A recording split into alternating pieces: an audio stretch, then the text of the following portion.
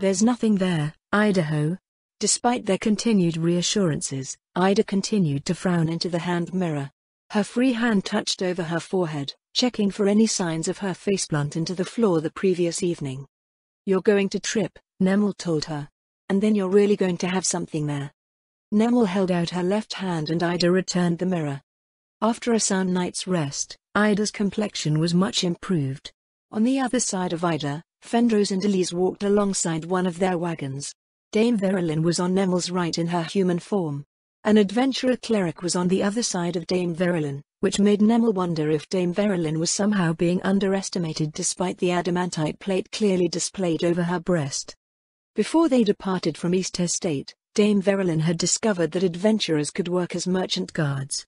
With the logic of if we're going to the next city anyway, I may as well get paid for it, she started signing up for merchant escort commissions.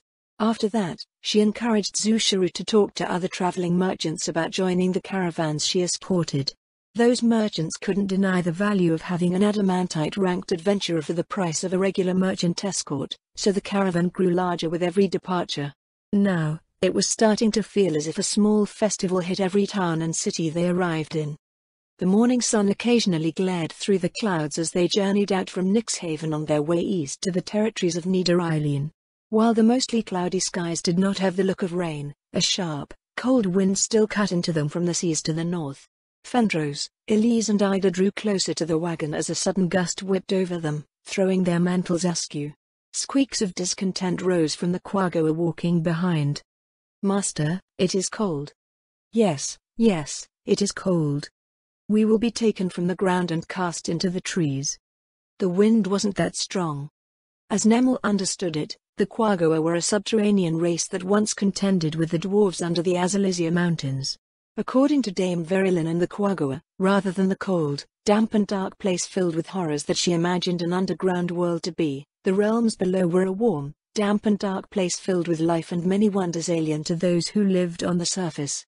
Like the surface, it had its share of monsters and other threats, though Nemel couldn't quite wrap her head around creatures that swam through stone, possessed malevolent mind powers, or the other unfathomable terrors that they claimed existed the deeper one went. With the wind making all sorts of noise around them, the Quagoa's covered noses constantly swiveled this way and that.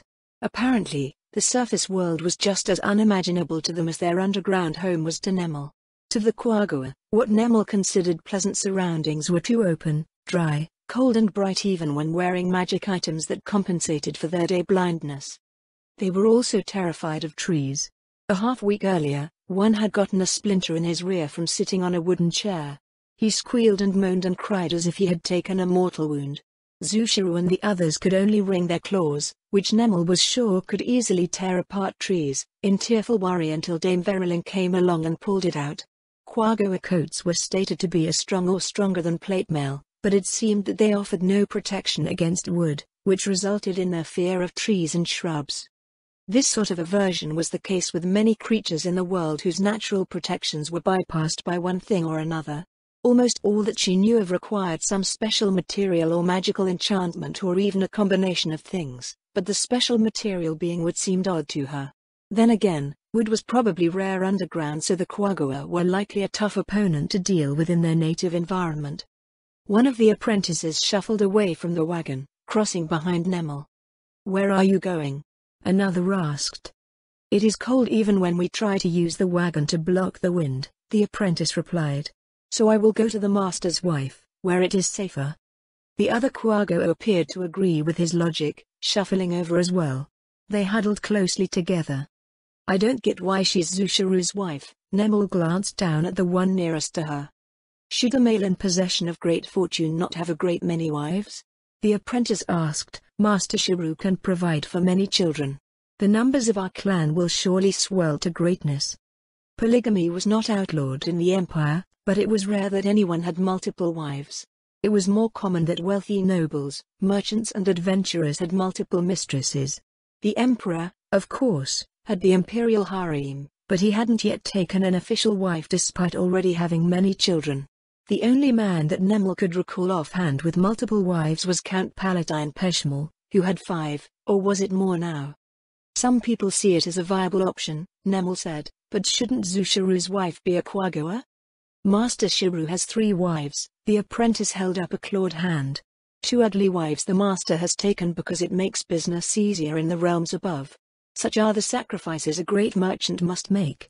But Master Shiru also has a beautiful wife who is the envy of all. What's she like? Fendros asked curiously. Where to begin? The apprentice scratched his chest with a far-off look.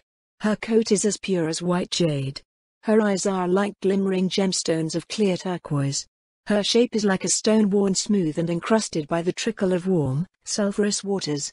This one hopes to find such a wife one day. I see. Nemel exchanged glances with Fendros, who looked about as lost as Nemel felt. One could apply the apprentice's description to a human woman up until the last part. Well, the last part might be applied as well, but it didn't sound very flattering. The other apprentices, however, all nodded and smiled their terrifying smiles, teeth glistening in the sunlight.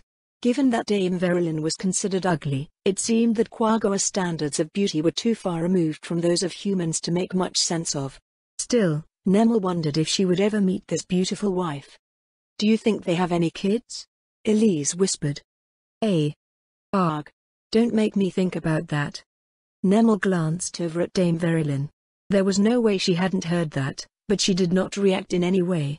Was it possible that they did have children? Hippogriffs were the result of crossing griffins with horses. What would the offspring between a dragon and a Quagga look like? Would they have wings and a tail?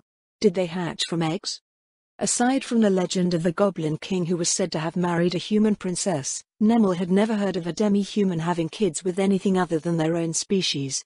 At the same time, there was also Queen Auriculus of the Draconic Kingdom who had the blood of dragons in her veins and could wield draconic magic. She glanced over at Dame Verilyn, eyeing her beautiful figure set aglow by the morning light. If dragons could have children with humans, then maybe the human princess in the legend of the Goblin King was actually a dragon in human form. The Goblin King rode a dragon. Nemel shook the thought away. If she kept on along those lines, she would start sounding like those crazy people who theorized that sorcerers and bards derived their powers from draconic ancestry. Ahead of the caravan, the ranger screening the way ahead fell back towards them, trading places with another ranger in their escort. She rubbed her eyes wearily as she settled in beside the cleric. Good work, the cleric said. Nothing strange? Nope, the ranger replied, just people things and the sun in my eyes. The platinum rank cleric turned his gaze up towards the snow-capped range to the south. What about up there? The ranger followed his look. Nothing's changed, he said. An air patrol crossed over us a few times, but there's been nothing but the birds elsewise. Armies still not making their move. The 2 adventurers looked pointedly at Dame Verilyn. I'm still doing regular work if that's what you're asking. At her words, the cleric and the ranger seemed to relax. You did the scrags and the crabs yesterday, didn't you? The ranger asked in conversational tones. I did, Dame Verilyn nodded. I have to wonder why the commission for the monstrous crabs was left alone for so long, though. I hadn't fought any before now, but I'm not sure if it merited the difficulty rating. If it was 1 or 2, the ranger said, the army would have been enough to take care of it. That colony in the cliffs was just bad news. A Mithril team tried early on when the job was first posted. The cleric shook his head sadly. They never returned. Probably didn't know what they were getting themselves into. Nemel wondered if some of their new inventory was from that Mithril team. Fendros leaned forward. How come the army didn't take care of them?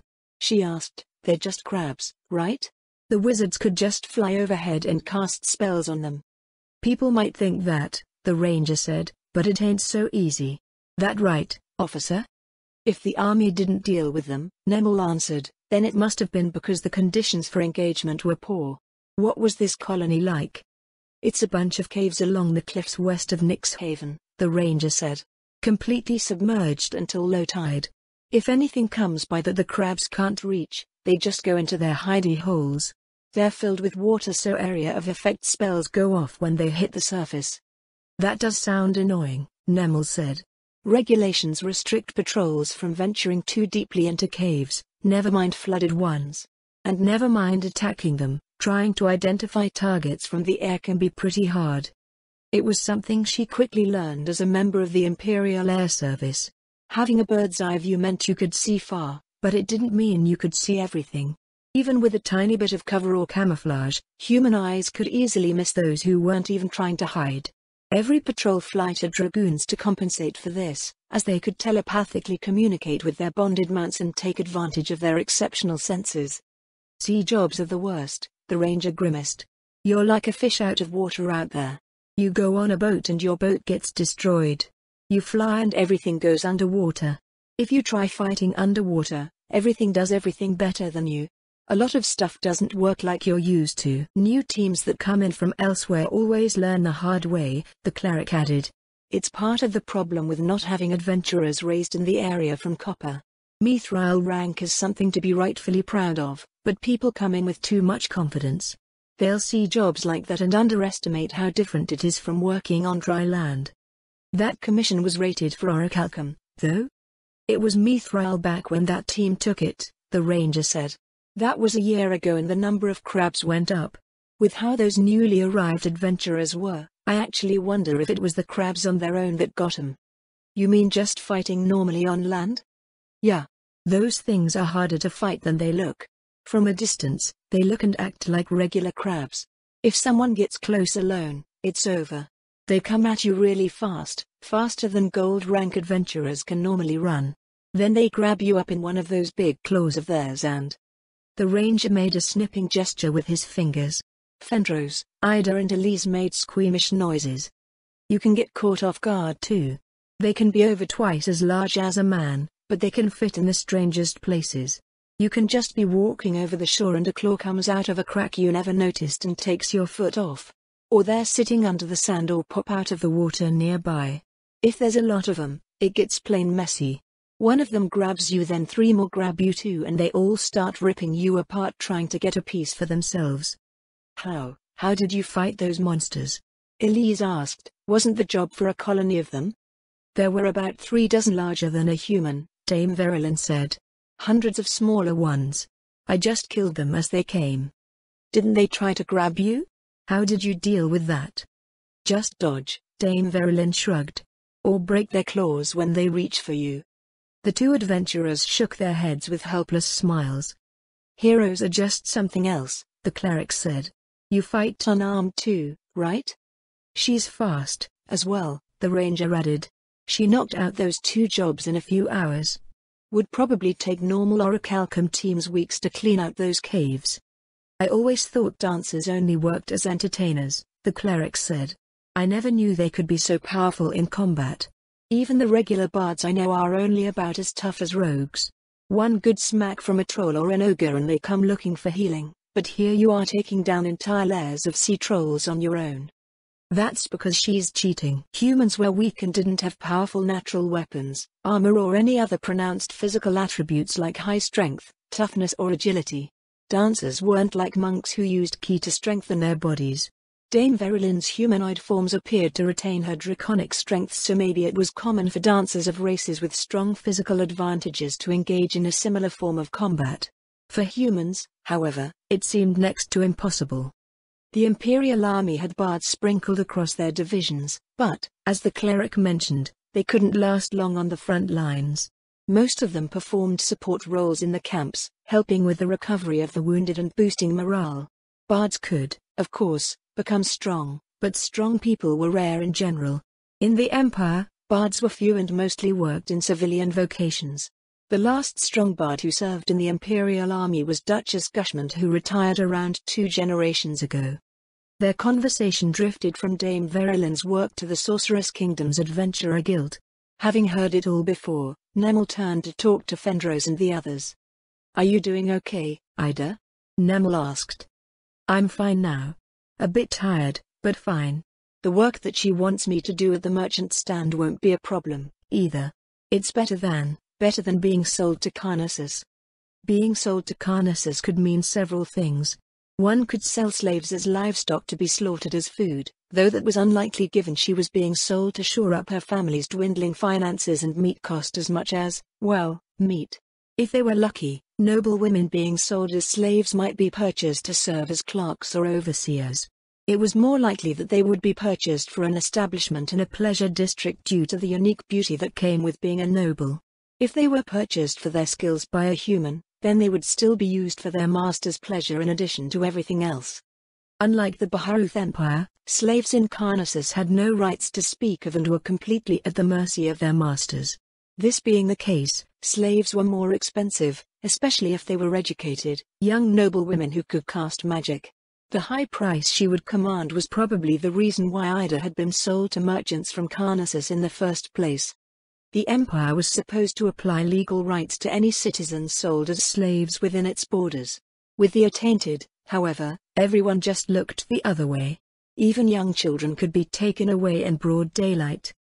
It might be a long time before Ida was truly fine. Working together to create a new normal was probably the best they could do for her. After several minutes of relaxed discussion over how they would be helping out with Zushiru's stand, a slight sigh from Dame Verilyn drew Nemel's attention. She grew curious upon seeing her new liege with an unfamiliar look on her face. A mix of anxiety, anticipation, and something like timid resolve. It was unlike the powerful frost dragon that she had come to know in the past few weeks. Nemel could only think of one thing that might be the cause. She looked up towards the ridge of icy peaks to the north. Neither seeing nor otherwise sensing anything new, she turned her gaze back to Dame Verilyn, leaning towards her to speak in low tones. "Is something going on?" "She's coming," Dame Verilyn replied. "Who is?" Nemel glanced nervously at the sky. Dame Verilyn smiled slightly. "Not her," she said. "My liege. Lady Zaradnik is making her way down Hokkailen. She will be at the Imperial border shortly." A black speck appeared against a field of white, growing at an alarming rate. Ludmilla altered her trajectory, but it curved to follow. Invulnerable fortress. The meter-wide boulder stopped against her ankle before dropping to the ice below. She frowned at the result before descending. Roughly 700 meters away, a frost giant huntress looked up at her with a lopsided smile. "I hate how I drift when using that defensive art in the air," Ludmilla said as she returned to the ground. "Fortress and invulnerable fortress were developed to be used on the ground. I lose all maneuverability up there." "It should only be a problem at shorter ranges," Brunhild replied. "I think any dragon would be grateful to have a defensive art at all in that situation." "You mean to say that they don't?" "I have felled over 24. Not once have I seen them use a martial art. The frost dragons here have no interest in the warrior's path. Raw strength, intimidation, and feral cunning are their way." "Not all frost dragons are like that, but you do have a point about lacking the foundation for martial arts. Since martial arts were derived from a warrior's training, discipline and skill, developing one with savagery alone was impossible. The martial arts a warrior employed were in themselves an indicator by which other warriors measured one's cumulative experience and martial prowess." "But what would they be like if they could?" Ludmilla asked. "They would be much more interesting to fight," Brunhild said. "My husband would go storming off to challenge any such dragon. After so many months of training, our warriors are itching to see how they measure against the world beyond." "Do you feel the same way?" "Like you, I am a huntress. Worthy opponents are all well and good, but we do not have that same itch." Together, they made their way across the ice fields between the high peaks of the Azalisia Mountains. The area around the hallowed valleys of Thingvella had been transformed into a training ground for the royal army of the Sorcerer's Kingdom. All around them, Death Series servitors, frost giants, and even a number of Lord Cocytus vassals practiced day and night to hone their skills. A roar echoed down the valley as two groups of frost giants clashed in a mock battle. Ludmilla watched the distant figures as they struggled over the ice. "I wish I could take that itch of theirs and throw it at this dragon that I have to get rid of." "Aye, so would they. But the Lord of the Frozen Rivers has set the bounds for your contest. It will make for an interesting tale, to be sure." She wasn't sure if interesting was the proper word for it. The 2nd Legion of the Imperial Army would begin the process of integrating 5 squads of Death Series servitors, one for each city around the blister, culminating in the removal of a certain ancient green dragon who was exacting tribute from the region. Ludmilla's task was to help make everything work, but she still wasn't sure how their objective could be accomplished in any sane way. The dragon could fly. The vast majority of the forces at the Empire's disposal could not. With its superior mobility, an ancient dragon could pick and choose its targets on a whim, striking down the Death Series servitors 2 or 3 at a time. Both figuratively and literally, it was the difference between heaven and earth, yet she had been assigned the problem as if it were some sort of intriguing exercise. Her concerns over the idea that they were gambling with the lives of millions of their client state citizens seemed to fall upon deaf ears, so all that was left was to forge ahead and find a way through. Lady Shiltier was correct that conflict was rarely as straightforward as people believed, and Ludmilla could only hope that Lord Cocytus and his general staff realized something that she or the Imperial Army eventually would as well. Near the top of the glacier leading down to Fioburkana, they came across a pair of familiar faces observing 2 squads of skirmishing frost giants. So this is the true form of the Valkyrie's shield maiden. Sigurd looked down at her as he stroked his pale beard, up for a serious bout. Now? Ludmilla was in the armor bestowed upon her by His Majesty, which she usually only wore when training with much stronger opponents such as frost giants or the Death Series servitors of the Royal Army. Even when performing official martial duties such as her upcoming tasks with the Imperial Army, she felt that her casual equipment was more than enough for nearly everything. There was the notion that wearing her combat equipment would make her look more impressive in the eyes of the Imperial Army, but a large part of her worried over the various impressions that would result and where they might lead. "I wouldn't take him up on his challenge," Gunnar said from beside Sigurd. "He'll keep asking for more rounds until he's satisfied that every measure possible has been taken, and you'll end up late for your journey. The Grand Marshal's vassals keep thrashing him, and Sigurd's become obsessed with improving himself so that he may finally match them." "Humph, you talk as if I'm the only one. A world of worthy opponents awaits us." Gunnar speaks like this, but he himself has hurled all of his efforts into preparing the Royal Army for war. "How have things been on that front?" Ludmilla asked. "Slow," Gunnar admitted. "These elder liches acting as sergeants for each squad of undead are intelligent enough, but intelligence alone does not make a commander. It would be fine if it was only a matter of pitting strength for strength or applying basic tactics, but they have no abilities, skills or instincts that a master of war should have. I am not so foolish to believe that the world will be accommodating to these shortcomings." Ludmilla had come to the same conclusion, as had Lord Cocytus and his general staff. Elder liches were excellent at coordinating undead forces and had a special appreciation for their use, but they were not true commanders. There were also the issues that came with them permanently dying. Forging a true officer corps for the Sorceress Kingdom's Royal Army, however, would be a long journey. No one was even sure how commanders should be trained. The other commanders in the Sorceress Kingdom had raised themselves independently through vague and undefined methods. Ludmilla hailed from a martial tradition that raised aristocratic captains, but that wasn't what the Royal Army required. Her only success thus far at raising commanders from the civilian population was with the Lionum sisters, a result born from a series of fortunate coincidences rather than the product of any purposeful effort. As such, she looked forward to her time with the Imperial Army, which raised thousands of commanders with every generation.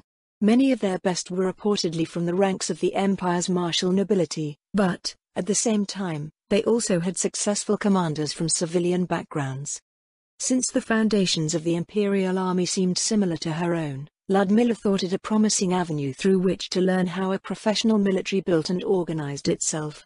Of course, many aspects of a human military would not fit with the Royal Army of the Sorceress Kingdom, but that could be said for many things. As with the recent tour of our winter, she would observe both the good and the bad while taking working ideas to adapt to their own systems. Snow and ice sprayed into the air as a frost giant crashed into the ground nearby. The death warrior who had dispatched him was in turn booted into the air by another frost giant and swatted across the battlefield with an iron maul. A shaman came in from the sidelines to heal the fallen giant while a death priest mirrored her actions on the opposite side. The way things went was reminiscent of the grand arena of our winter. Ludmilla idly wondered if Frian and Dimaia would find it entertaining in the same way. "By the way," Gunnar said as they watched the frost giant warrior rise to his feet, "have you had a chance to visit the shipyards?" "I haven't," Ludmilla replied, "but I saw the wooden barge delivered to Fioburkana. It's very different from the Na that my territory uses." "It's not the same as our longships," Gunnar agreed.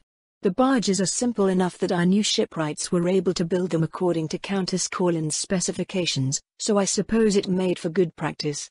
They appear to be fine for calmer waters, but I have doubts over whether they can survive rough seas." After months of research, Clara, Leanne and Florine had put together their heads to draft the first prototypes for their new cargo fleets. The schematics for these prototypes had then been sent to the newly restored Frost Giant shipyards on the northern coast, where they were built and their performance analyzed. A vessel using the most promising design was then taken to Feoburkana for the dwarves to study. The foundries of Feoburkana would fashion new versions of the barge out of steel, which would then be delivered to Corlin Harbor for assembly. It would take some years of extended testing and ongoing development, but once a suitably refined version of the barge was settled upon, those with rune-crafted hulls would be commissioned.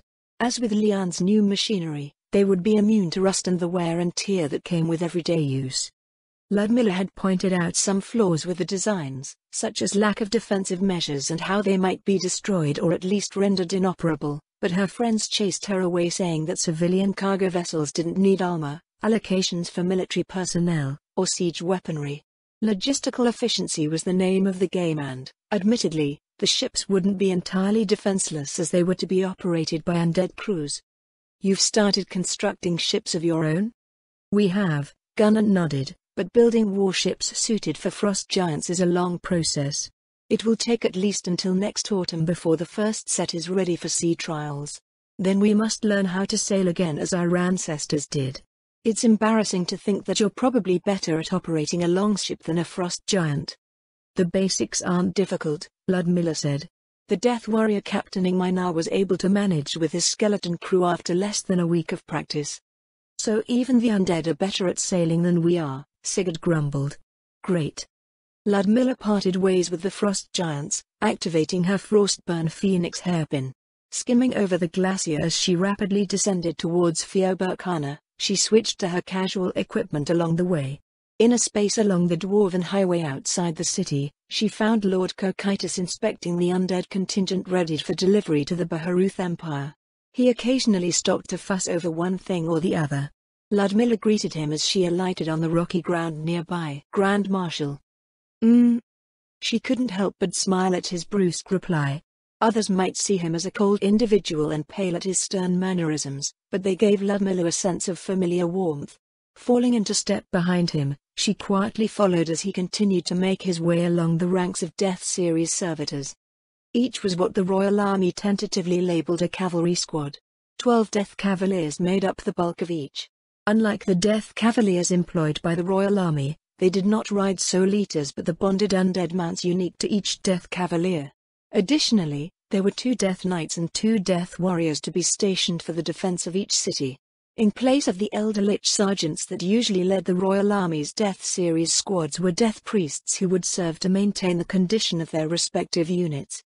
According to her briefing materials, these squads had been drilled in the northeastern portions of the Duchy of Erantal, which shared terrain similar to what one would find in the developed portions of the Baharuth Empire.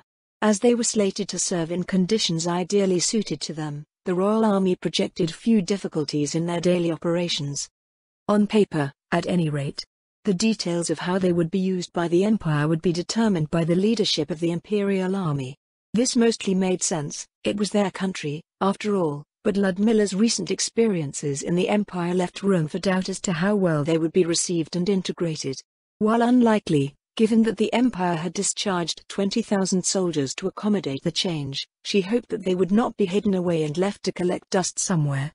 After Lord Cocytus finished inspecting the final rank of troops, Ludmilla followed him back to the front of the formation.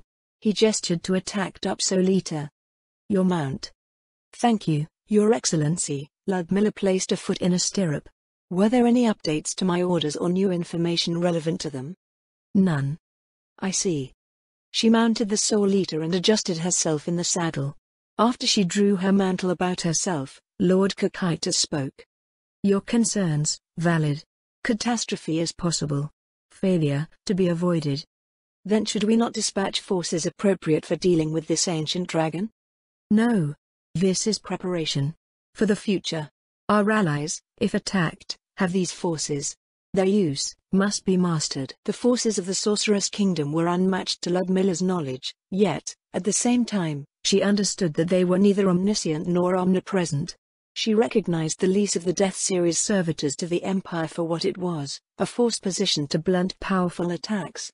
What Lord Cocytus implied was that they should be utilized as effectively as possible by their allies. By doing so, it might buy the precious seconds or minutes needed for the appropriate reinforcements to arrive from the Sorcerer's Kingdom. The Royal Court has reviewed our report from our winter, then. Yes, Lord Cocytus nodded. The threat, distant. Measures, being taken. Your orders, are clear? They are, my lord. I will do my best to fulfill the duties entrusted to me. If I may know, what will happen to the man mentioned in our report? Being monitored. Demiurge is pleased. Prudence preserves opportunity.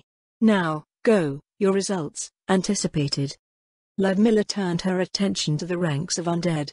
The undead saluted as one in response. She offered a salute of her own to Lord Cocytus before leading the contingent north up the Dwarven Highway. They moved as fast as the winding, snowbound route allowed, passing the occasional Solita drawing its sledge between Fioburcana and Fiojura.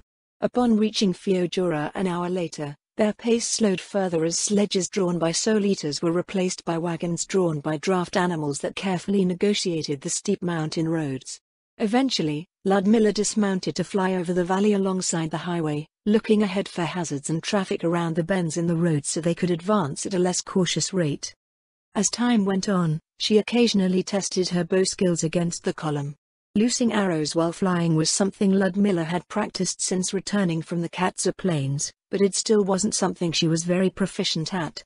Attacking a target moving parallel to her was even more difficult than dealing with a strong crosswind.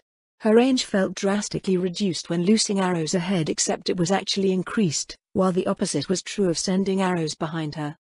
The trajectory and velocity of her flight in turn affected the velocity and trajectory of her arrows, often causing her to miss by embarrassing margins. Ludmilla's notion of being able to use a bow while riding Elishnish around now felt woefully premature, as the frost dragon could fly more than 5 times faster than the basic fly spell conferred by her hairpin. At that speed, she would be missing entire buildings, never mind being able to hit her opponents. It was said that mounted archery incorporated both riding skills and archery skills. One might think that, with an intelligent mount, they could focus on the archery part, but even just that was difficult. She couldn't imagine how much training the mounted archers she had read about had gone through to be remotely effective at their craft. She rejoined the column as the highway came down out of the mountains to follow alongside the turbulent waters of the River Eileen. Several kilometers from the Imperial border, a familiar figure appeared from the trees. Ludmilla smiled as she brought the column to a halt. "Good morning, Lady Aura," she said. "On patrol?" "Yup," the Dark Elf Ranger replied. "I heard you all coming, so I came by to take a look." Out of the corner of Ludmilla's eye, the already rigid undead servitors seemed to straighten even further. She scanned the edge of the forest behind Lady Aura. "Is Lord Mayor with you?" "Mayor usually doesn't join me on these patrols," Lady Aura told her. "He's at your place right now, checking on that new dryad." "Oh? I wasn't aware that he's been visiting Glaza." "He's still all excited about her," Lady Aura said. "It's almost as if..." "Nothing. Anyhow, he's been dropping by once or twice a week." Ludmilla nodded silently. She hadn't been able to see Glaza at all since she left with her friends for our winter, so she often wondered how the newborn dryad was doing. Nonna hadn't reported any additional emergencies, at least. Lady Aura yawned and stretched. Ludmilla looked down the highway to the east. "Since you're here, my lady," Ludmilla said, "would you like to come and meet the Imperial representatives at the border?" "Nah," Lady Aura made a face. "I've seen them before. Even their best guys aren't all that." Given the Imperial Army contingent's conduct in the south when the first set of Death Series servitors was transferred, perhaps it wasn't such a good idea to have a royal courtier present. If Ludmilla had exerted even a bit of pressure in that situation, even the company's captain would have broken and fled. "In that case, we should get back to our duties. It's been good to see you again, Lady Aura." See you around." Lady Aura darted off, hopping north across the river to disappear into the trees on the opposite shore. Ludmilla led the undead contingent forward again, wondering what was in store for them at the Imperial border. "You're up, pretty boy. Don't get eaten, or wait, wasn't that the point?" Chuckles rose from the men around him. A hand slapped Rangobart on the back, sending him staggering 2 steps forward. Some part of him urged him to retaliate in some way, but his mind was filled with bigger problems. That damn old man just doesn't get it. To be certain, the games of power that nobles played existed in the Imperial army as well, but how and when they were played were entirely different from what nobles like his father were accustomed to. Or himself, for that matter. Rangobart was a spare, a non-inheriting male scion of House Reburbad. Not only that, but he was also the third son of a concubine. Because he had been identified as possessing promising potential for magic, however, his father had invested significant resources into his upbringing. Rangobart's eldest brother had no magical ability, but his capabilities as a noble were top-notch, and so his position as heir to the house was secure. As such, Rangobart was simply a tool to be used by his house. By itself, this wasn't necessarily a bad thing. Two fates awaited spares, be they an aristocrat or commoner. The first was that one's family wanted them for something and could afford to groom them for that role. The second was that they were cast out of the household to fend for themselves, usually around the time they hit 14 or 15. They migrated to urban centers where a hard life awaited all but the most capable. As his family was moderately powerful and comfortably wealthy, Rangobart was afforded the best education a noble scion could receive. In addition, he had 2 tutors in arcane magic. He was enrolled in the Imperial Magic Academy with the expectation that he would make meaningful connections and that his achievements would bring prestige and favor to his house. A noble born and raised, Rangobart dutifully did his best to live up to those expectations. He studied hard, earned exceptional grades, and was one of the top practitioners of arcane magic in his year.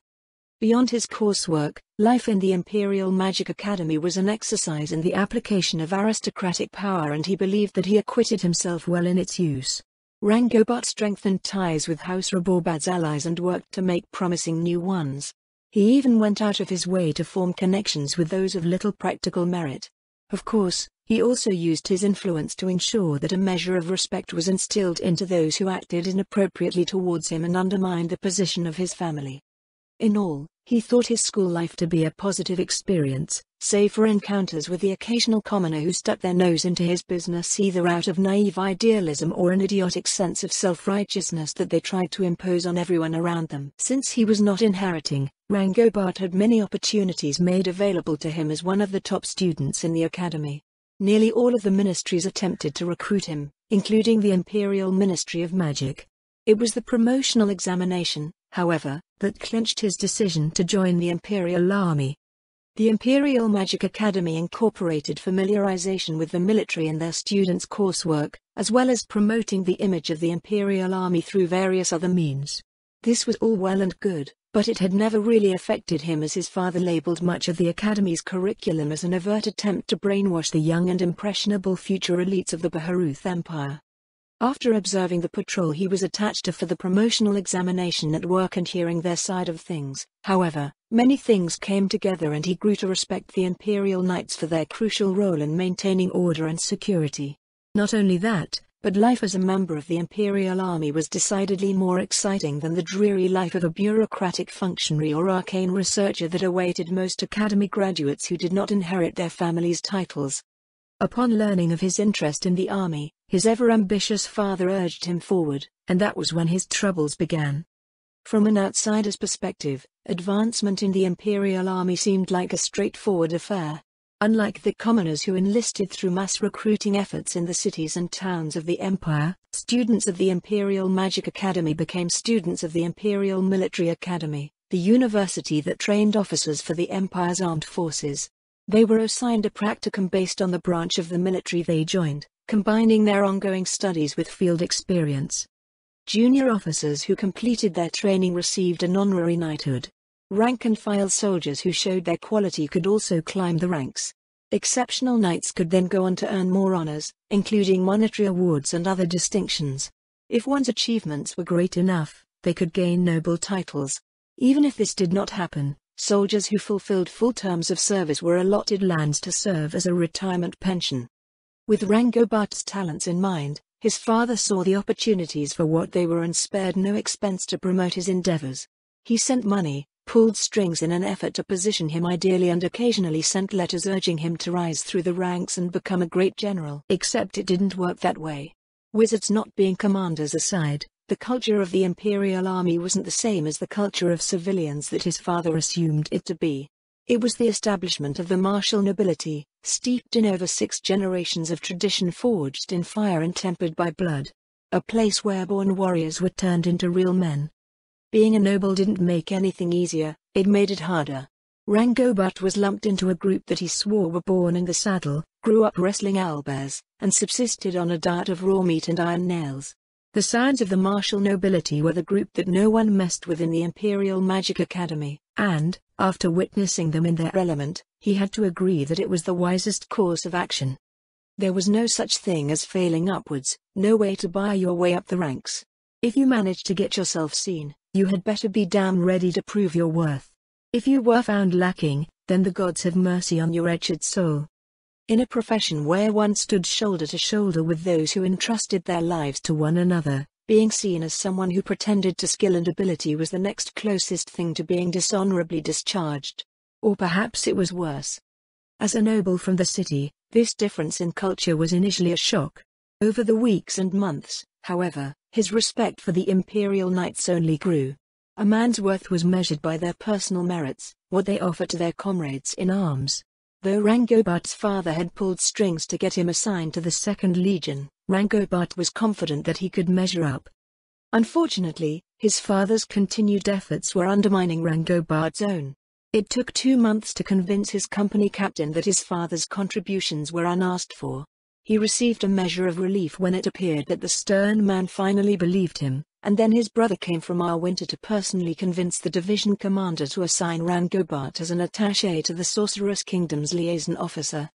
The commander agreed, probably because he thought it would be amusing, and Rangobart's entire company glared daggers at him for getting them volunteered for the job. Resentment turned into ridicule when someone found the cosmetics that his brother had left for him. In the end, he didn't use any of it. He didn't put on the new clothes that had been delivered, either. His father wanted him to make a good impression on this liaison officer, but sticking out like a cockatrice amongst ranks of professional fighting men would probably be the furthest thing from it. But that was only half of the problem. Or more like it didn't address the root of the problem, which was that the liaison officer was a woman. According to Rangobart's brother, she was a young noble woman who had inherited her house's title after the Battle of Katsa Plains. As this inheritance would have probably resulted in the annulment of any betrothal she might have had, if the massacre had not killed her husband or fiancé outright, she would logically be single and looking to produce heirs. His brother also provided a description in an attempt to whet his appetite. She was a tall, exotic southerner. A dark-haired beauty. If one were to divide the world between winners and losers, Rangobart would stand near the top of those on the winning side. His family was far more influential and wealthier than most, and he was permitted to exercise its authority on their behalf. His gift for magic was clear for all to see, and he did not consider himself deficient in anything he should be proficient at. Even amongst the highly competitive ranks of powerful noble scions, he was considered handsome, elegant and appropriately ambitious. All things considered, his family's task was perfectly reasonable. One might say it was something that he was born for, and they would not be wrong.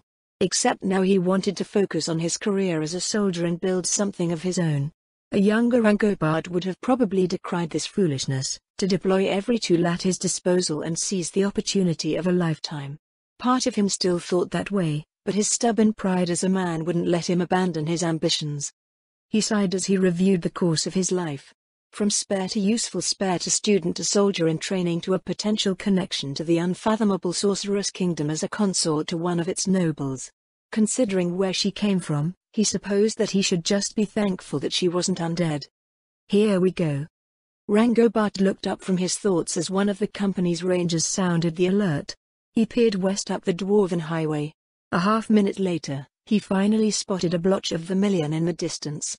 The low rumble of hoofs sounded softly over them, and the men in the company tensed as the vermilion blotch resolved into a banner that everyone knew. Below the shimmering banner, a column of dark figures advanced in the mid-morning light.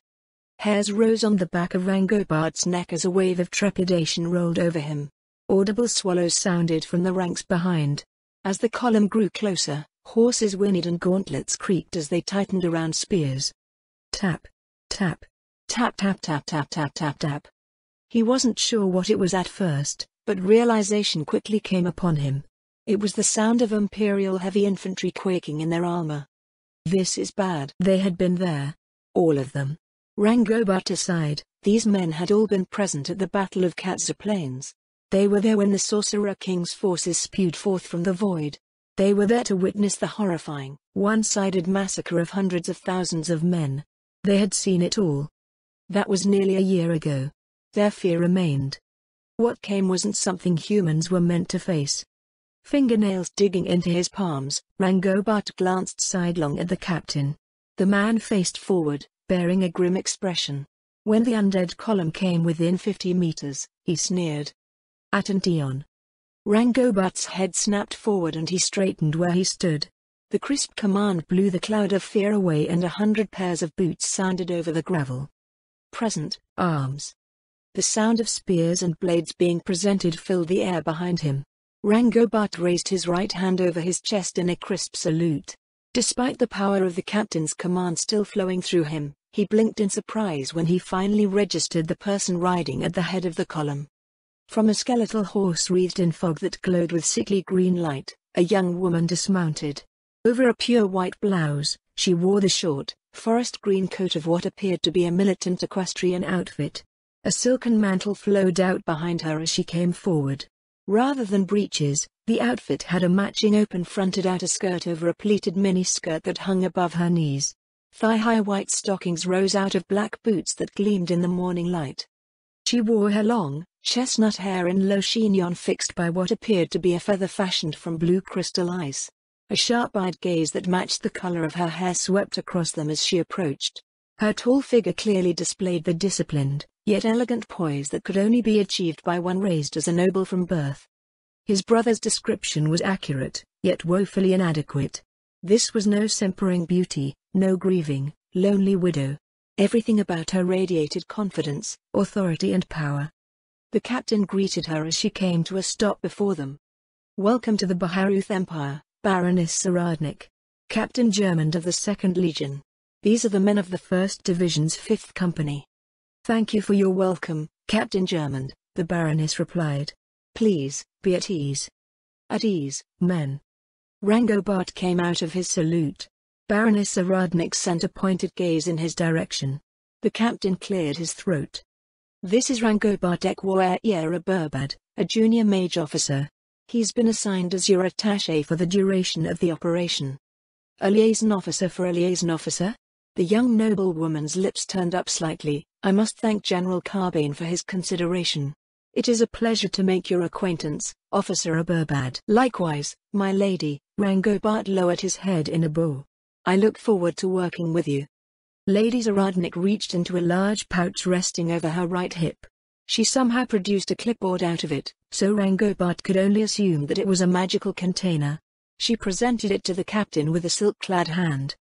"Here are the documents for the official transfer of authority of this contingent to the Baharuth Empire," she said. "Please ensure that everything is in order." Baroness Saradnik stepped aside. Captain Germond looked past her at the undead column, cheek twitching. After a few moments, his boots crunched over the gravel on the side of the road and the Baroness accompanied him on his inspection. Rangobart stared at her receding figure until a voice sounded from behind. "Feeling lucky yet, Roburbad?" Rangobart glanced over his shoulder. "She's not one of those random city girls you always chase after, Harlow." "You're right about that." Harlow gave him a knowing look. "She's a frontier noble for sure. If you do what your pa told you to, she's either gonna snap you in half or drag your screaming ass back to the Sorcerer's Kingdom. Either way, you're fucked." Chuckles rose from the men nearby. Rangobart offered no reply, uncertain that it wasn't the case. He turned his attention back to Captain Germond and Baroness Zaradnik at the far end of the undead column, wondering how he could get out of everything in one piece.